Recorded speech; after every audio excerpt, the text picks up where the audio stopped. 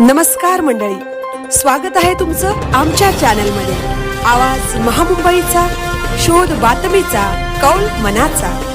चला तर मग आमचे चॅनल लाईक करा, शेअर करा आणि सबस्क्राइब करा। धन्यवाद।